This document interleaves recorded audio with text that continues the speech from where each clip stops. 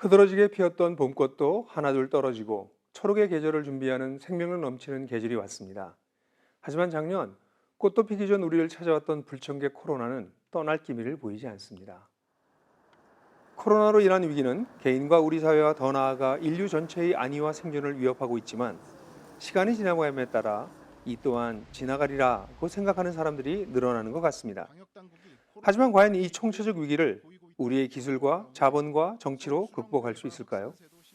이러한 상황 속에서 우리의 교회의 상황은 어떤가요?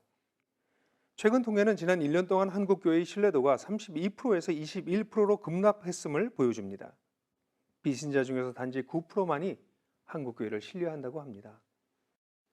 14개 경제 선진국 국민을 조사한 퓨 리서치에 따르면 코로나로 인해 신앙이 좋아졌다고 응답한 비율이 미국의 28%에 반해 한국의 경우 10%에 불과했습니다. 이는 14개국 평균값입니다.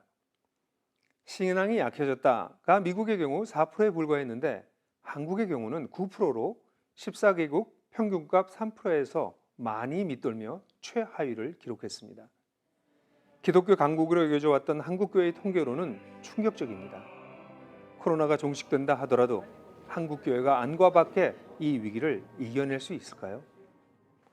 아이러니컬하게도 몇몇 대형교회는 오히려 숫자적으로 부흥할 가능성이 있습니다.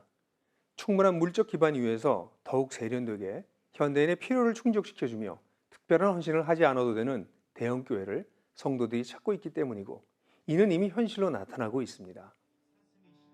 반면 경쟁력이 약한 군소교회들은 어려움을 면치 못하고 무너지고 있습니다. 교회는 결국 물적 자본과 훌륭한 목회자가 이끄는 종교 집단일까요? 이런 생각이야말로 교회에 대한 위조된 각인입니다. 교회는 목회자들이 이끄는 조직이 아니라 성도들의 공동체입니다. 기독교 역사 속에서 교회가 극심한 위기 속에서 생존한 이유는 크고 힘 있는 조직이나 탁월하고 훌륭한 지도자들 때문이 아니었습니다. 이름 없는 소수의 성도들이 자신들의 믿음을 살아내며 서로 격려하고 지켜주며 예수를 따랐기 때문입니다. 초대교회가 그랬고 중국의 문화혁명 시기에도 그랬고 지금도 북한을 포함하여 탄압과 핍박을 받고 있는 세계 곳곳에서 작은 단위의 공동체들이 신앙을 살아내며 전수하고 있습니다. 코로나가 지속되든 종식되든 한국교회는 이 위기를 기회로 만들어야 합니다.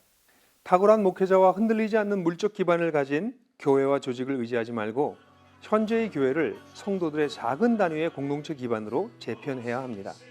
교회 지도자들의 일을 주도해 주는 것이 가장 좋지만 그렇지 못하다면 성도들이 스스로의 생존을 위해서라도 이런 작은 단위의 공동체를 세워야 합니다.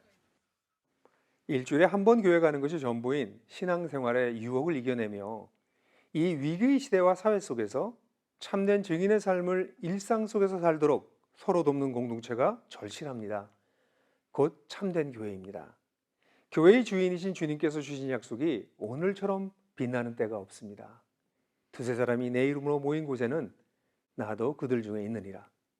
CBS 논평이었습니다.